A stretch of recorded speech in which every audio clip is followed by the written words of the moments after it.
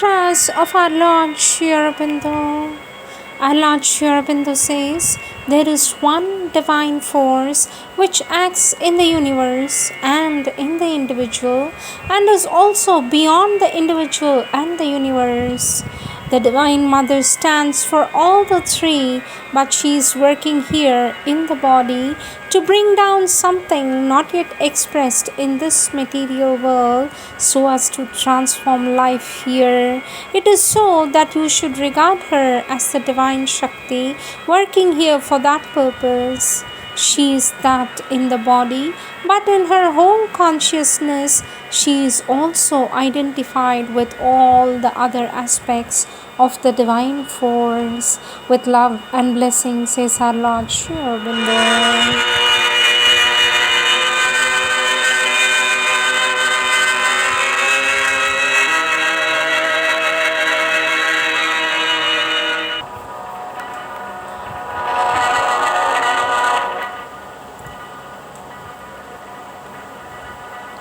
Our Divine Mother says, I came to India to meet Sri Aurobindo. I remain in India to live with Sri Aurobindo. When he left his body, I continue to live here in order to do his work, which is by serving the truth and enlightening mankind to hasten the rule of the Divine's love upon earth, says our Divine Mother. The final coming. Pondicherry is the chosen place for the Divine Mother for her divine work.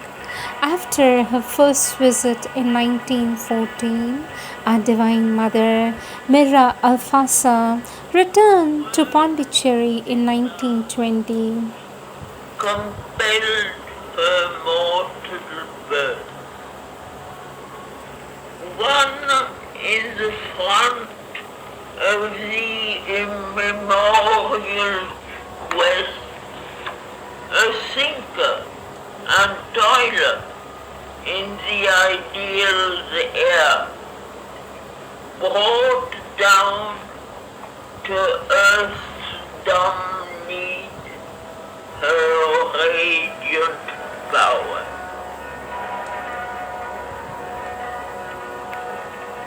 The final coming. Pondicherry is a chosen place for the Divine Mother for her divine work. After her first visit in 1914, Mira Alfasa returned to Pondicherry in 1920 on April 24th to permanently stay and work on Sri Aurobindo's supreme purpose of human evolution as the mother of Sri Aurobindo Ashram. The following is a conversation the Divine Mother had with the sadhaks where she talks about her final return to Pondicherry. Our Divine Mother says, but this was merely the beginning of my vision. Only after a series of experiences, a 10-month sojourn in Pondicherry, 5 years of separation, then the return to Pondicherry and the meeting in the same house and in the same way did the end of the vision occur. I was standing just beside him. My head wasn't exactly on his shoulder, but where his shoulder was, I don't know how to explain it. Physically, there was hardly any contact. We were standing side by side, gazing out through the open window, and then together at exactly the same moment we felt, now the realization will be accomplished, that the seal was set and the realization would be accomplished. I felt the thing descending massively within me with the same certainly I had felt in my vision. From that moment on, there was nothing to say, no words, nothing. We knew it was that. But between these two meetings, he participated in a whole series of experiences of gradually growing awareness. This is partly noted in prayers and meditations. I have cut out all the personal segments. But there was one experience I did not speak of there, that is, I didn't describe if I put only the conclusion. The experience where I say, since the man refused, I was offering participation in the universal work and the new creation, and the man didn't want it. He refused, and so I now offer it to God. This was a conversation of our Divine Mother with a disciple on December 20th, 1916.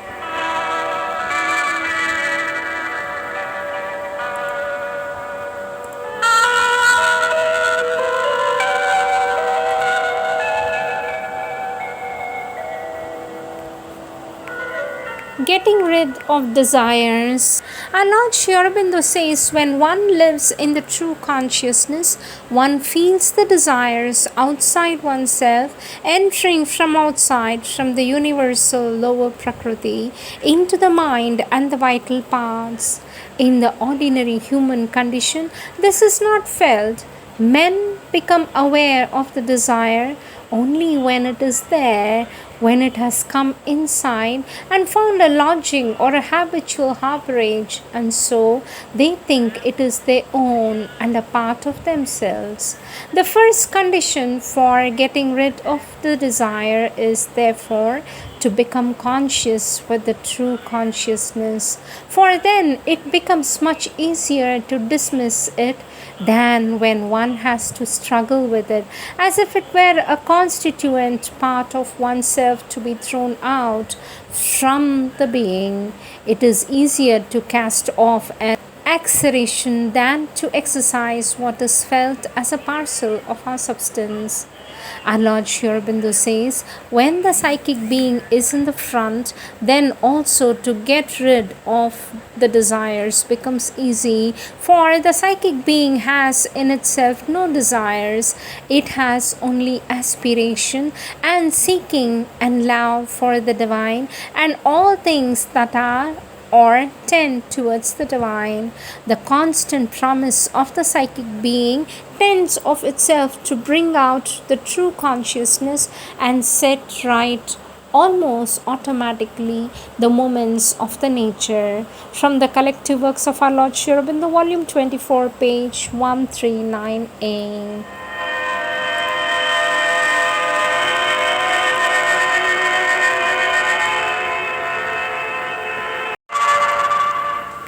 Words of our Divine Mother. Topic: the atmosphere you carry. Our Divine Mother says, when you are good, when you are generous, noble, disinterested, kind, you create in you, around you, a particular atmosphere, and this atmosphere is a sort of luminous release. You breathe, you blossom like a flower in the sun.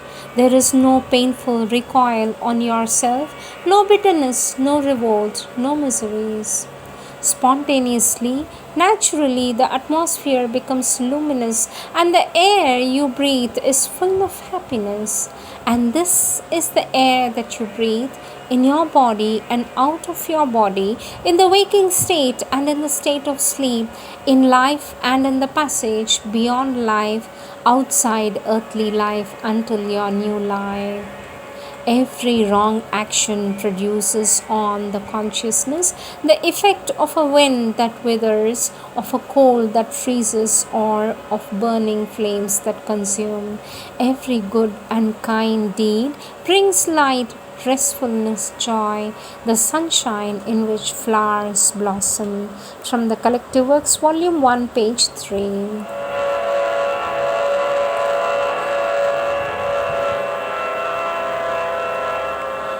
Next topic: power of imagination. Our Divine Mother says imagination is a power of formation.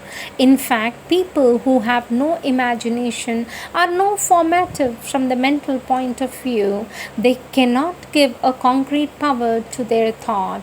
Imagination is a very powerful means of action. For instance, if you have a pain somewhere and if you imagine that you're making the pain disappear or removing it or destroying it, all kinds of images like that, well, you succeed perfectly. Light or dull gravitation drags us down to the blind-driven inertia of our base. This too, the supreme diplomat can do. He makes our fall a means to greater heights. Next topic, aspiration is like an arrow. Our Divine Mother says aspiration is like an arrow. So you aspire, want very earnestly to understand, know, enter into the truth. Yes? And then with that aspiration you do this.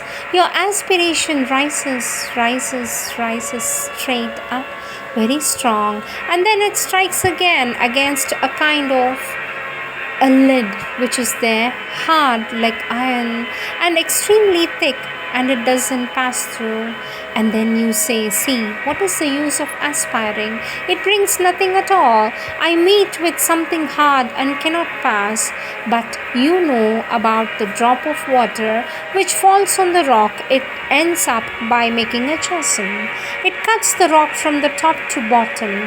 Your aspiration is a drop of water which instead of falling rises. So don't think otherwise. By the dint of rising, it beats, and one day it makes a hole. By dint of rising, and when it makes the hole, suddenly it springs out from the slit and enters an immensity of light, and you say, ah, now I understand.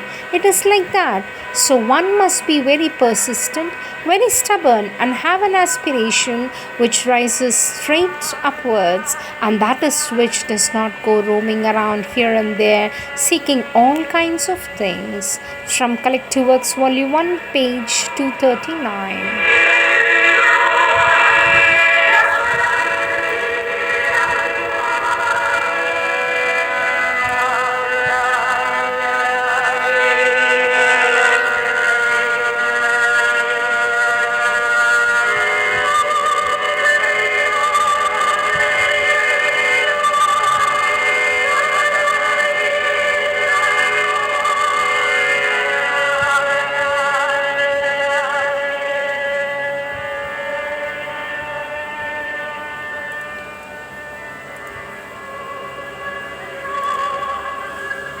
Always the power poured back like sudden rain, or slowly in his breath a present grew.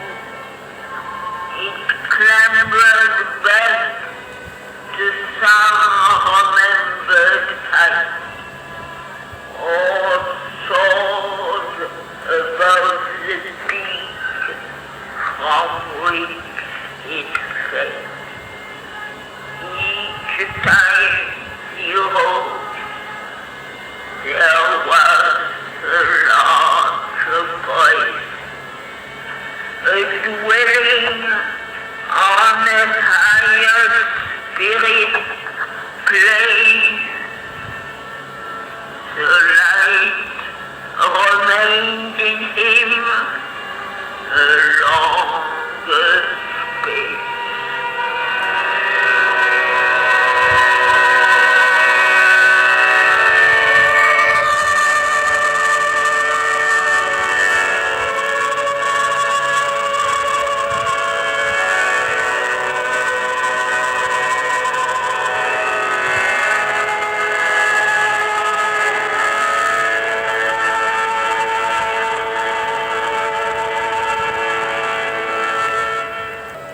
Perfect condition for sadhana. Our Lord Sri Aurobindo says to remain within, above, and untouched, full of the inner consciousness and the inner experience, listening when need be to one or another with the surface consciousness, but with even that undisturbed nor either pulled outwards or invaded.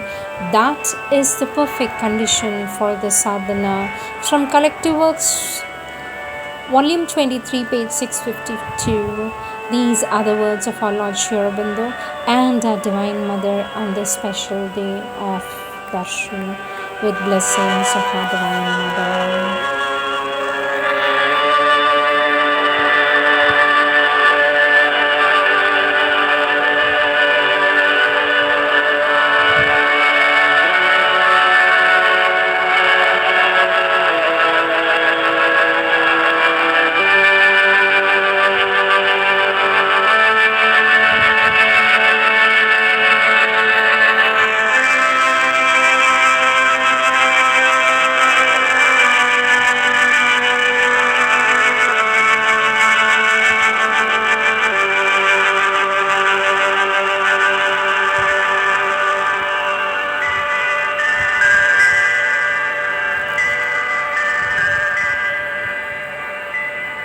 Already in him was seen that task of power. Life made its home on the high tops of self. His soul, mind, heart became a single sun. Only life's lower reaches remained dim.